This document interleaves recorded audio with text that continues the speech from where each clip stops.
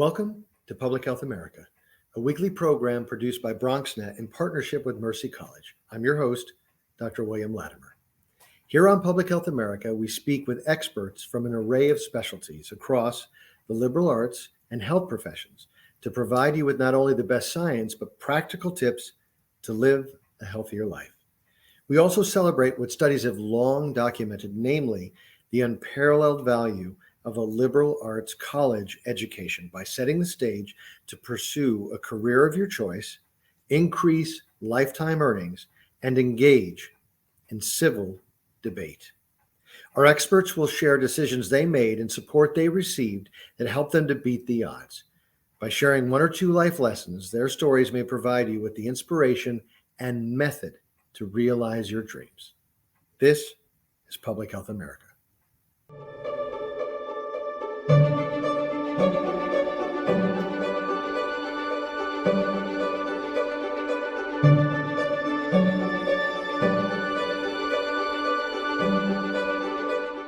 Welcome to Public Health America. I'm your host, Dr. William Latimer. It's a pleasure to have with us today Dr. Courtney Jeffries at the Duke University School of Medicine in the Doctor of Physical Therapy Division. Courtney, welcome to the program. Thank you for having me. I'm grateful for this opportunity. Sounds good. Thanks so much. So I know you've done several residencies as part of your training, and I think it might be very useful to our audience to kind of understand what a residency is and what you gain by doing one. Tell us a little bit about your work there. That's a great question. I'll start a little bit by talking about residencies in general. So the physical therapy residencies are accredited through the American Board of Physical Therapy Residency and Fellowship Education. And they're actually an experience you complete after you've obtained your Doctor of Physical Therapy degree. And it affords you the opportunity to receive one-on-one mentoring, structured curricular experiences, and just to have guided learning as you work to increase your skill set with a specialized population. So the first residency I completed was a pediatric physical therapy residency. So I had the opportunity to work with specialists in the field and to have really protected mentorship time so that I feel better prepared to work with the pediatric population. Residencies are offered in several specialty areas, and those might include but aren't limited to cardiovascular and pulmonary, neurology, acute care, geriatrics, and pediatrics. So you completed a residency in pediatrics for physical therapy. What sorts of patients did you work with? What are some of the conditions that you provided physical therapy for? That's a great question as well. So a lot of the population I worked with, diagnosis ranged from developmental delays associated with being born early. I also worked with children who had congenital heart defects, children with genetic or metabolic syndromes that included Pompe, muscular dystrophy, and Down syndrome. And I also worked quite a bit with children who have cerebral palsy. So what's considered early birth these days? At what point would a newborn be considered at risk by virtue of not going to full term? I think that full term is 40 weeks. Early full term is defined as anywhere from 35 to 37 weeks to 39 weeks. Anything prior to that period, you start to wonder about whether or not a child might be born with neurodevelopmental delays or have complications just from not having had time in the womb. Got it. And then what? I would imagine that the less time, in utero, the greater the risk. What sorts of interventions are done from a PT standpoint, from a physical therapy standpoint, to help someone, a newborn that is facing those challenges? That's also a really great question. I think this would probably be a great opportunity for me to mention that you could also complete fellowships as a physical therapist. So completing a fellowship in a neonatal intensive care unit would be a step beyond a PEDS residency. I did have the opportunity to be in the neonatal ICU for about 6 to 8 weeks for my residency. And so, what those interventions looked like in there was helping with four-handed care. So, helping provide support to that infant so that the interventions that the nurse are performing don't become noxious to them. So, they don't associate touch with negative um, consequences. We also worked quite a bit with parents and caregiver education on positioning signs to watch out for. So, infants also have ways of communicating with us, even though it isn't with words. So, watching some of those state changes that occur, sometimes that might look like an infant just shutting down because they don't want to be interacting with the world. Or sometimes that could be changes in their autonomic system. So, heart rate rising, or breathing changes, or changes in the coloration of their skin. And what's the long-term prognosis? If intervened, at birth, how long before the newborn will get out of the ICU, go home, and will there be long-term challenges that they face? I think that that's different for different infants. Some of it also depends on other diagnoses of prematurity that can transpire as a result of being born really early and not having that protective environment in utero for their development. Got it. So what other residencies have you been a part of or a part of now? Thank you for that question. So, before I transitioned into pediatrics, I worked with a neurological patient population, an adult population. So, I worked in both neuroscience ICU and step down units. And those diagnoses included um, patient status post stroke or brain injury, spinal cord injury. And we also would see patients with Guillain Barre syndrome, patients' status post brain tumor resections, spinal fusions, pretty much the whole neuro gamut. And in that role, I had the opportunity to both develop and serve as a co director and mentor for a neurological physical therapy residency. And I also served as a mentor for an orthopedic physical therapy residency. So it was there that I discovered that a residency would be a framework that would work for me to transition to working with children, which has always been a passion of mine. Mm-hmm. And What? currently, Go ahead. Sorry. apologies. So I also developed a love for teaching, both in the clinical environment and in academia. So I had opportunities to take students in the clinic in groups of 4 or one-on-one for clinical affiliations. And I had a desire to teach. So I was supported in that when I completed my PEDS residency. So I've been employed as a medical instructor in the Duke Doctor of Physical Therapy division for the past 2 years. And in being in that setting and knowing that there was so much more I could learn and areas for me to grow and develop, I pursued a faculty development residency at the time. And what do you look for in a good residency? I mean, obviously, you get your doctorate in physical therapy or some related health profession. Most, if not all, require some sort of internship or residency. What did you look for when selecting your residency? That's a really good question. So I look for faculty who are doing things or pursuing avenues of interest to me. I also look for diversity and opportunities for inclusion in the faculty and in the division. I will say that the Duke Doctor of Physical Therapy division has set precedents for excellence in those areas. I look for opportunities for me to obtain the skill set that will allow me to be successful. And I think for the current residency I'm performing, having those didactic modules that I'm completing and then being able to implement the things that I'm learning real time in the classroom, it's been really beneficial for me, in addition to having protected time for mentorship with my faculty advisors. And what's the application process like? I would presume that you would be applying to these residencies while you were completing in your case, a doctor of physical therapy. What is the application entail? What's the selection process like? That's a really great question. So, a lot of the residencies now are on a centralized application platform known as the Physical Therapy Centralized Application System. And in my case, I completed my application on the residency and fellowship version of that same program. And your application can be due anywhere from generally July to the end of the year, so December-ish. And that application is usually, you have several parts that you need to complete. One part, you're talking about why you desire to pursue this particular residency, as well as what your career development goals are, in addition to areas of strength that you think you'd bring to the program, as well as your biggest areas for development in your role.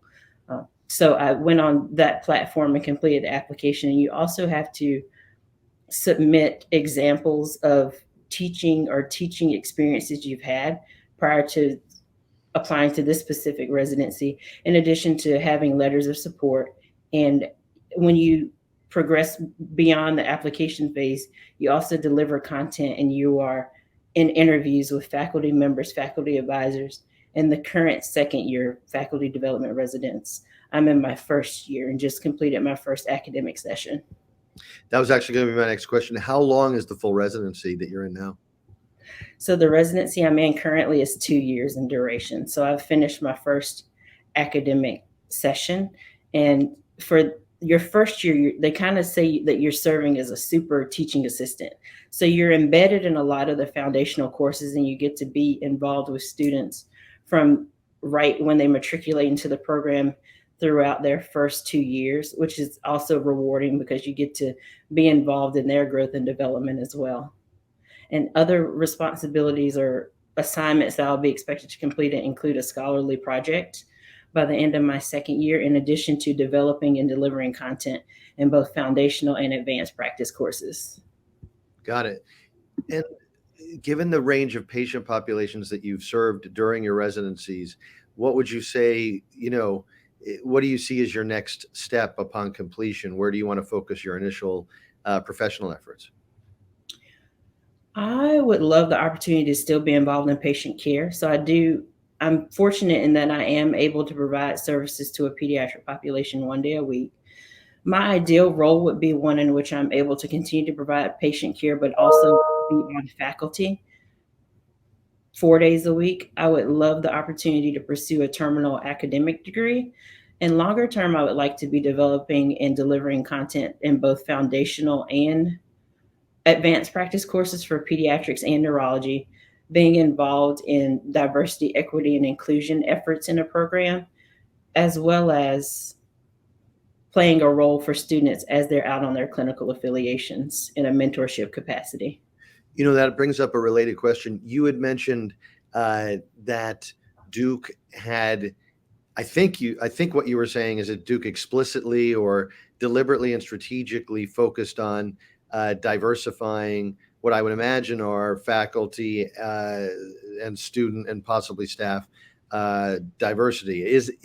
Did I get that right? And if so, how was that articulated, that goal? Yes, sir, you did get that right. So Duke has been incredibly intentional in recruiting faculty of color. When I was in school, I will admit that I was often traversing paths that did not have people on them that looked like me. And that was a bit of a challenge for me because sometimes I find it might be challenging to connect with individuals if there aren't shared experiences. So for me, I think it's important for your faculty and your workforce, as well as the students in your classrooms, to be representative of the populations that they serve. And I also want people to see individuals that look like them in spaces so that they believe that that is an opportunity for them to grow and develop and contribute as well. Duke DPT does value diversity, equity, and inclusion. And I desire to continue to be a part of the change that I hope to see while continuing to embrace my differences in those spaces. Sounds great. We're going to take a quick break. When we come back, Dr. Courtney Jeffries is going to tell us a little bit about her undergraduate experience and how that journey provided the basis for the excellent work and training that she's getting today. This is Public Health America. I'm your host, Dr. William Latimer. We'll be right back. We built a media network for you. BronxNet TV. Come learn in your new state-of-the-art studios at Lehman College. At Mercy College. And coming soon to the South Bronx in the Hub. Inspire with your stories, culture, history. Your Bronx on BronxNet. Engage with us. Connect with us at your channels and at BronxNet.tv. Learn, engage, inspire. BronxNet TV. From the Bronx to the world. BronxNet.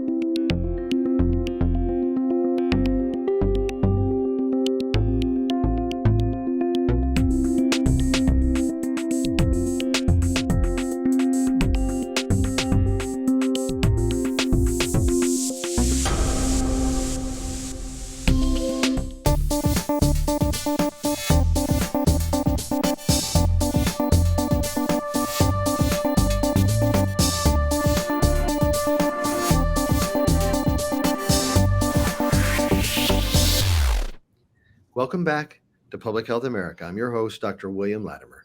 So, Courtney, we always begin this part of the segment with the exact same question, which is, where were you born? And tell us about some of your formative experiences. Thank you. I was born in Virginia, but I grew up in a small rural town in North Carolina called Yanceyville, with a population just over 1,000.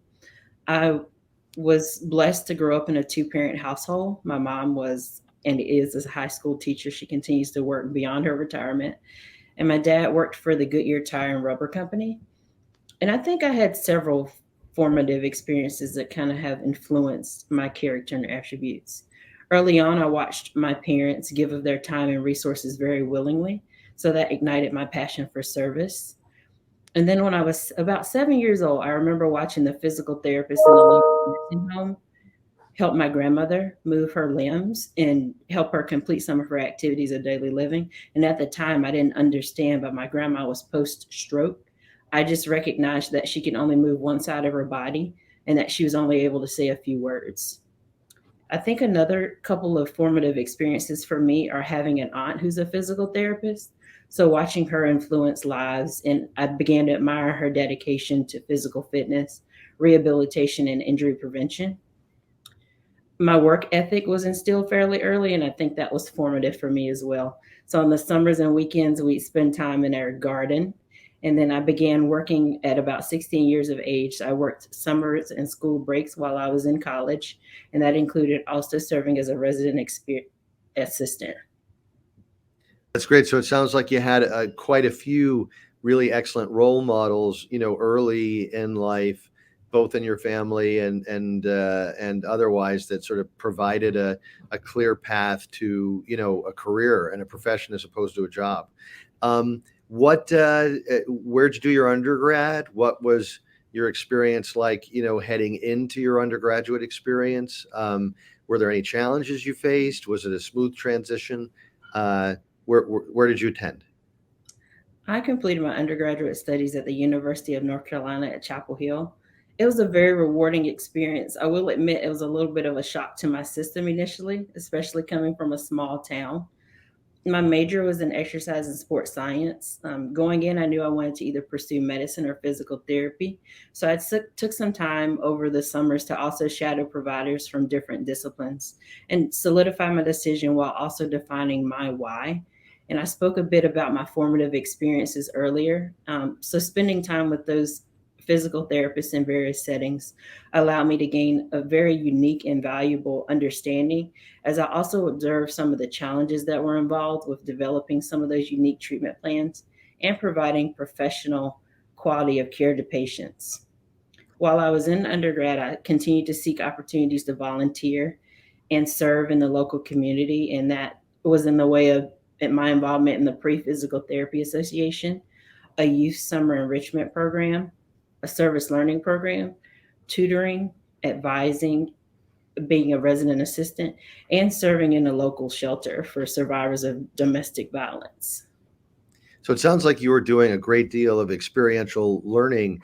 I'm assuming or was that taking place sort of outside of the classroom that you kind of sought out on your own, or was it built into the program, or both?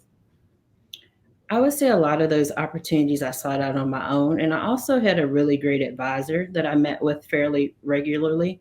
And she helped also shape my course as I began to research and apply to physical therapy schools. And she helped to make me aware of other opportunities that were available. And I spoke a little bit about being a resident assistant. I also was really intentional about identifying scholarships and need-based awards, as well as other opportunities to decrease some of my financial burden and make it more tangible, or make it more accessible is the word I'm looking for me to attend college without coming out with a lot of debt. That's really important. And when you talk to traditional age students today, one of their main concerns is not, understandably, is to not incur too much debt. At the same time, what's not known, I think, is, the average graduate, just a college grad, starts at about 50,000. The average high school grad starts at about 30,000 on average. Over the lifetime, someone with a bachelor's is going to make $1 to $5 million more than someone with a high school degree. So the value of an undergraduate liberal arts education or exercise science or wherever you landed is still the greatest value proposition perhaps in human history. So what did your major turn out to be? My major was exercise and sports science. Okay, great. And it sounds like you had a primary mentor that really was sort of critical to you having a successful undergraduate career. And then you had these great experiential learning opportunities that you yourself sought out. I think that's so important. Talk a little bit about the various ways in which a college education can be funded. In other words, you did an RA, correct? Mm-hmm.